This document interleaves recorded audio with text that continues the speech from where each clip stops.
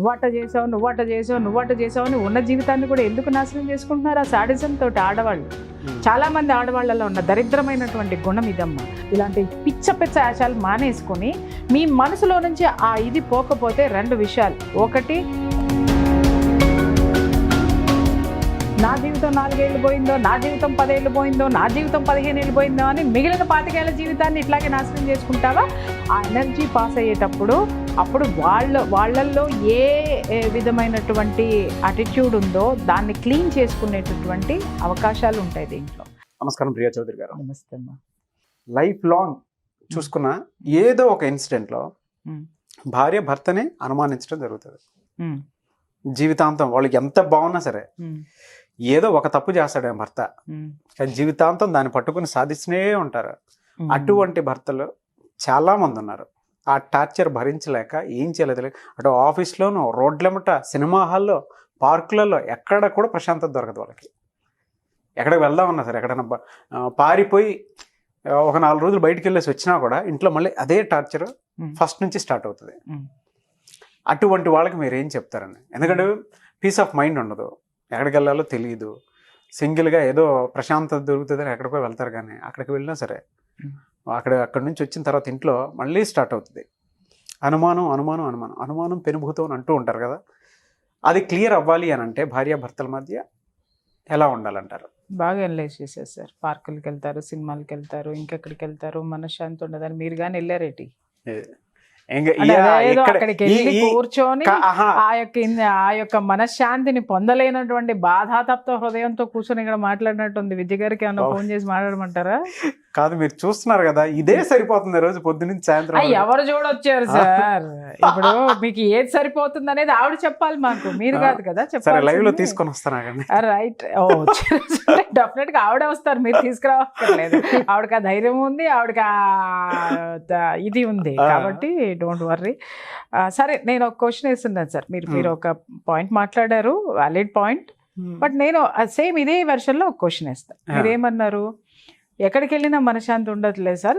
వాడు ఏదో ఒకసారి తప్పు చేస్తాడు, దాన్ని పట్టుకొని ఎక్కడో దొరికిపోతాడు, దాన్ని టార్చర్ పెట్టేస్తూ ఉంటాడు. వాడు మనశ్శాంతి కోసం థియేటర్కి వెళ్తున్నాడు, పార్క్కి వెళ్తున్నాడు, గుడికి వెళ్తున్నాడు, ఎక్కడికి వెళ్ళినా మనశ్శాంతి దొరకట్లేదు, అది ఇవ్వట్లేదు సార్. కనీసం వాడికి తిరిగి ఇంటికే వస్తున్నాడా లేకపోతే ఇంకెక్కడికన్నా తిరిగి ఇంటికే వెళ్తున్నాడు కదా సార్?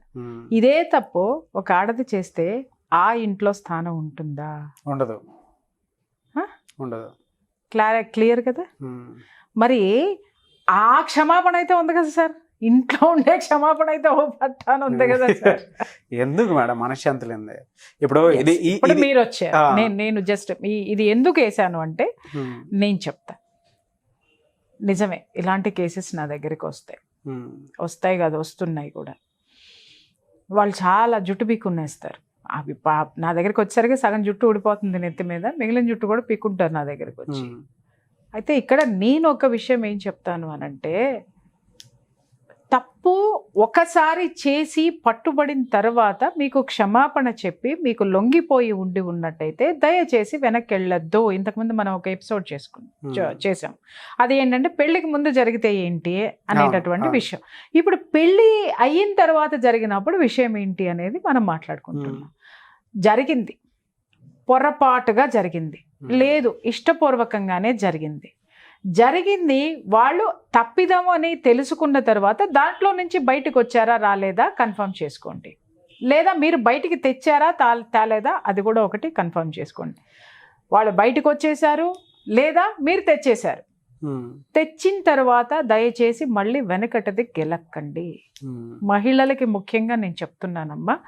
ఎందుకు అనంటే, వన్స్ మగవాళ్ళు తను ఆ గిల్టీ ఫీల్ అయిన తర్వాత, క్షమాపణ చెప్పిన తర్వాత, ఆ పని జోలికి వెళ్లకుండా తన రియలైజ్ అయిన తర్వాత మీరు దాన్ని అంటే మీలో ఉన్న కసిని ఇంకా అది ఎప్పుడైతే వాళ్ళు ఆ తప్పులో నుంచి బయటకు వచ్చి మీకు సరెండర్ అవుతారో, మీ మనసులో గుచ్చుకున్నటువంటి ముళ్ళును కూడా పెరికి బయటపడేయండి.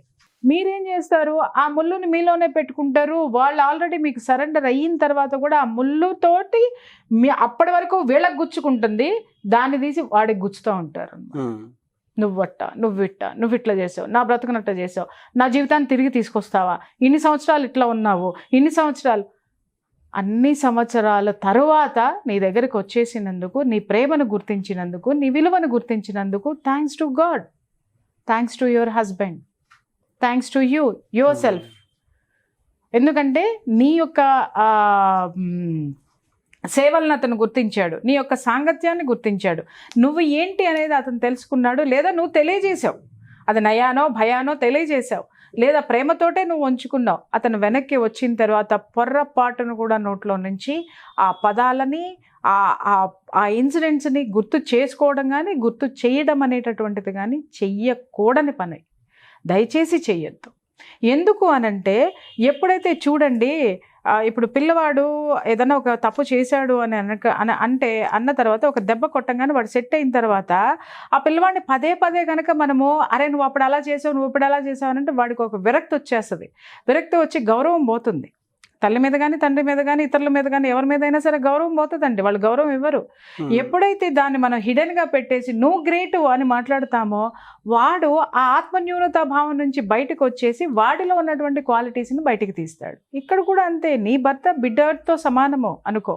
బయటికి వచ్చేసిన తర్వాత అతన్ని ఇంకా దగ్గర చేసుకునేటటువంటి ప్రయత్నాలు చేయండి తప్ప వెనక్కి వచ్చినటువంటి మనిషిని మళ్ళీ వెనక్కి పంపించేటటువంటి, మీ దగ్గరకు వచ్చినటువంటి తిరిగి వచ్చేసినటువంటి మనిషిని వెనక్కి పంపించేటటువంటి ప్రయత్నాలంటే ఇవి. ఏది గుచ్చి చూడడము. ఎక్కడికి వెళ్ళినా కొంతమంది నా దగ్గర చెప్తా ఉంటారు, అమ్మ మా ఆవిడ ఎక్కడున్నా కూడా వీడియో కాల్ చేయమంటారు, మా ఆవిడకి నా మీద బాగా నమ్మకం ఎక్కువ అంటారు. అంటే ఆ స్థితి వీళ్ళు తెచ్చుకున్నందుకు వీళ్ళ మీద జాలి పడతాను నేను ఫస్ట్ ఆఫ్ ఆల్. అలాగే లైవ్ లో నేను చాలా చూసాను. అలాగే భార్యలు కూడా ఆలోచించాల్సింది ఏంటి అని అంటే, ఎంతకాలం అని మీరు వాళ్ళ వెనక మాలబడి డిటెక్షన్ చేస్తారు చెప్పండి. వాళ్ళు చెయ్యదలుచుకుంటే వాళ్ళు మహామేధావులు కాబట్టి ఆ మేధావుల్ని ఎంతసేపు కూడా మీరు ఎలా దాని నుంచి సబ్జెక్ట్ తీసుకోండి తప్ప ఆబ్జెక్ట్లోకి వెళ్ళకండి. ఫస్ట్ మీరు సబ్జెక్ట్ అవ్వండి, ఆబ్జెక్ట్ ఎందుకు అవుతున్నారు అది నేను చెప్పేది. కాబట్టి అందుట్లో ఏంటంటేనండి, మగవాళ్ళకి ఈగో ఎక్కువ.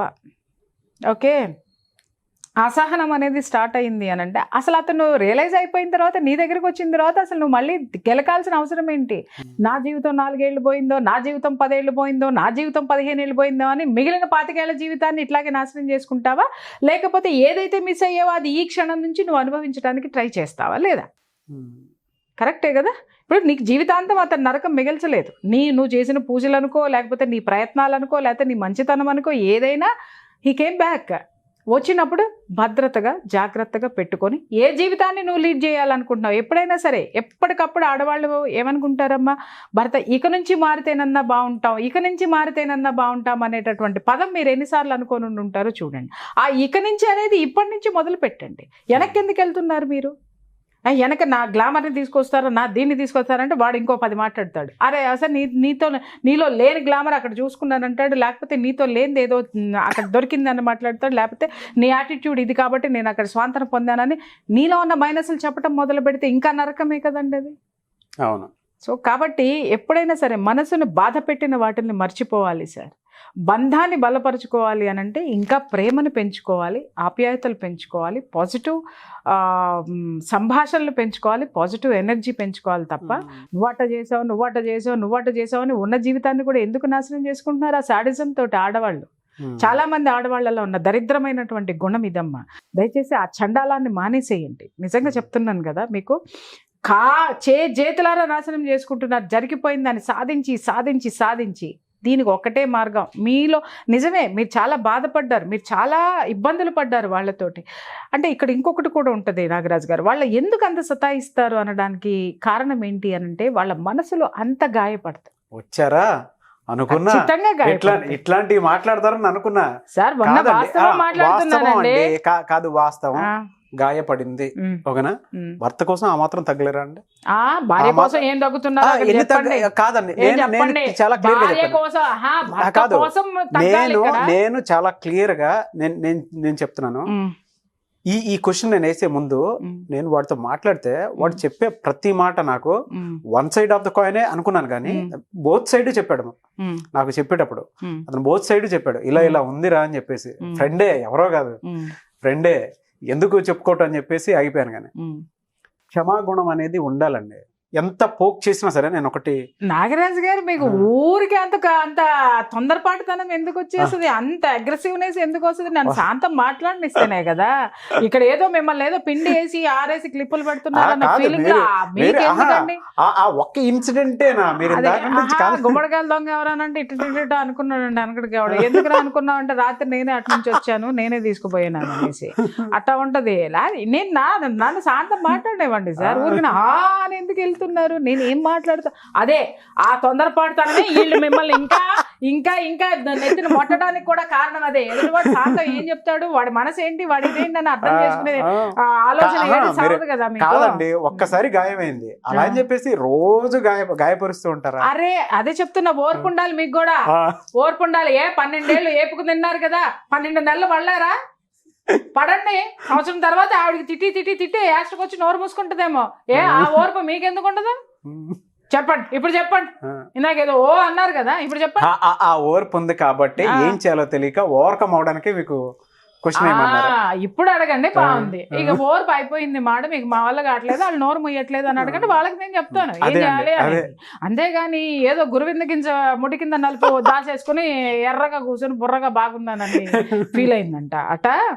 అది కాదు కదా ఇక్కడ విషయం. ఏంటంటే నిజంగానే వాళ్ళకి ఎందుకు వస్తుందో నేను చెప్తున్నా, ఎందుకు అంత సతాయిస్తారో నేను చెప్తున్నా. ఎందుకంటే వాళ్ళకు ఉన్నటువంటి బ్యూటిఫుల్ జీవితం పోయింది కదండి.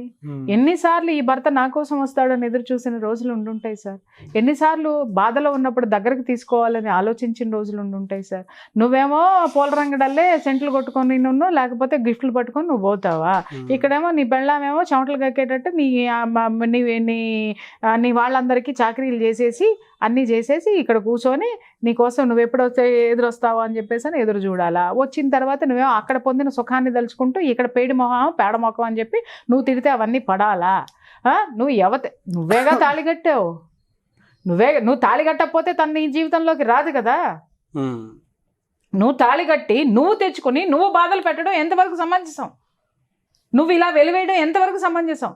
నువ్వు కరెక్ట్ కాదు అనడం ఎంతవరకు సమంజసం? తప్పులు చేశారు హోల్ హార్టెడ్గా ఫస్ట్ మనసులోనైనా ఆవిడికి సారీ చెప్పారా?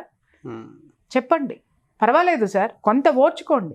ఈవిడికి ఎందుకు వస్తుంది, ఎందుకు ఈ విధంగా పదే పదే ఎందుకు టార్చర్ పెడతారు అనంటే అవన్నీ సుడులు తిరుగుతాయి కాబట్టి. అప్పుడు ఆవిడ ఏం చెప్పినా మీరు వినలా, ఇప్పుడు మీరేం చెప్పినా ఆవిడ వినదాం. టైం దొరికింది కదా కాబట్టి ఆ మనసులో ఉన్నవన్నీ బయటకు వస్తాయి. ఎలా మరి దీనికి ఎండ ఎలా అండి? అదే చెప్తున్నా తల్లి, ఆ బాధ ఆ మానసికంగా ఏదైతే ఉంటుందో వాళ్ళు మెంటల్లీ డిస్టర్బ్ అవుతారు. ఆ డిస్టర్బెన్స్ కూడా దీనికి ఒక కారణం. చక్కగా వాళ్ళని తీసుకొని వాళ్ళు ఏదైతే మిస్ అయ్యారో వాళ్ళతో కూర్చోపెట్టి మాట్లాడండి. తల్లి నీకేం కావాలి చెప్పు, నేను మిస్ అయ్యా, నేను చేశా, ఐఎమ్ సో సారీ, ఇప్పుడు నేను దాన్ని ఓవర్కమ్ అవ్వడానికి నీకేం చేయాలి అని అడిగి చూసారా? అడగరు. ఇంటికి వెళ్తే తిడుతుందేమో, ఏమన్నా చేస్తే తిడుతుందేమో, ఈ మాట్లాడతారు.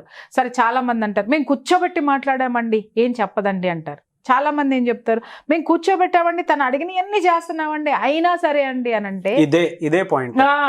వీళ్ళకి ఇంకా నమ్మకం అక్కడ కలిగించట్లేదు. మరి ఎలా అండి? కలగట్లేదు. ఎస్, ఇప్పుడు మీరు ఏం చేయాలంటే ఒకటి ఏంటంటే మీరు సిన్సియర్గా మీ పనులు మీరు చేసుకుంటూ పోండి. ఇప్పుడు నేను వాళ్ళకి చెప్తా, అమ్మ గడిచిపోయినటువంటి జీవితాన్ని పదే తలుచుకుంటూ ఉన్న మనిషిని ఇబ్బంది పెడుతున్నాను, కసి తీర్చుకుంటున్నానో లేకపోతే మీ ఆవేదన వెళ్ళబోసుకుంటున్నారో అని మీరు అనుకుంటున్నారు. కానీ ఇక్కడ అతని మానసిక ప్రశాంతతతో పాటు మీరు కూడా ఒక జీవితాన్ని మిస్ అవుతున్నారు మీ భర్తతో అనేది తెలుసుకోండి. ఇక్కడ ఫస్ట్ ఇలాంటి పిచ్చ ఆశాలు మానేసుకుని మీ మనసులో నుంచి ఆ ఇది పోకపోతే 2 విషయాలు. ఒకటి, కూర్చొని హాయిగా ప్రశాంతంగా ఆ ఉన్నటువంటి చెత్త చెదారమో ఆ పాత జ్ఞాపకాలు పోయి ఆ కొత్త ఎనర్జీ మీ బాడీలోకి రావాలి అనంటే డూ మెడిటేషన్. దేనికైనా సరే, ఏ విషయానికైనా సరే మీకు ఒక అద్భుతమైనటువంటి దాన్ని ఏమంటారు మార్గం ఏదైనా ఉంది అనంటే రిలాక్సేషన్ ఇచ్చేటటువంటి మార్గము, దారి చూపించేటటువంటి ఒక పెన్నిది ఎవరైనా ఉన్నారంటే మెడిటేషన్. అమ్మ ఈ మానసిక సమస్యలతోటి ఇలాంటి ఇష్యూస్ తోటి వెనక్కి రాలేనటువంటి మహిళలు, దాన్ని ఓర్చుకోలేనటువంటి మహిళలు గో టు మెడిటేషన్ స్టార్ట్ చేయండి. Thank you so much Priya Chaudhary గారు. Thank you.